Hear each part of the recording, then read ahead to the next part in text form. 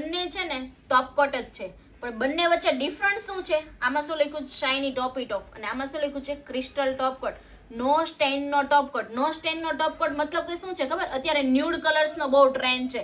તમે nude colours કરો કે ખાવાનું કે કઈ એવું કરશો કે મેરેજ ફંક્શનમાં જાવ છો તો હલ્દીના ને એના ડાઘા લાગી જશે, બરાબર? યલો થઈ જશે નેલ્સ. બેબી પિંક કર્યો છે તો યલો પિંક થઈ જાય બેબી પિંક ની જગ્યાએ. તો એની માટે ક્રિસ્ટલ ટોપકોટ તમારે યુઝ કરવાનો છે. આ ટોપકોટ છેલ્લે નહીં લગાવવાનો, એની જગ્યાએ આ ટોપકોટ લગાવવાનો છે. એમાં જો ડાઘા નહીં પડે એનો ટોપકોટ માટે લખ્યું છે નો સ્ટેન ટોપકોટ. આની ઉપર તમે કઈ ખાધું છે, પીધું છે, ઘણાને ચોળીને ખાવાની ટેવ હોય છે, તો ચોળ્યું છે તો બી એના ડાઘા તમારે રહેશે નહીં.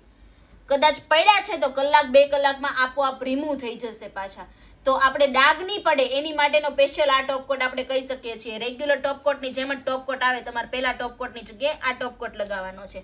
હજી બીજા બી ટોપકોટ આવે, જેમ કે અંધારામાં ચમકતો ટોપકોટ, ઘણા બધા વેરાયટીના ટોપકોટ આવે. હેવી શાઇન માટેના ટોપકોટ આવે. આ ક્રિસ્ટલ ટોપકોટ છે ડાઘ નહીં પડવા માટેનો, સૌથી વધારે ચાલતો ટોપકોટ છે. Okay, bye, thank you.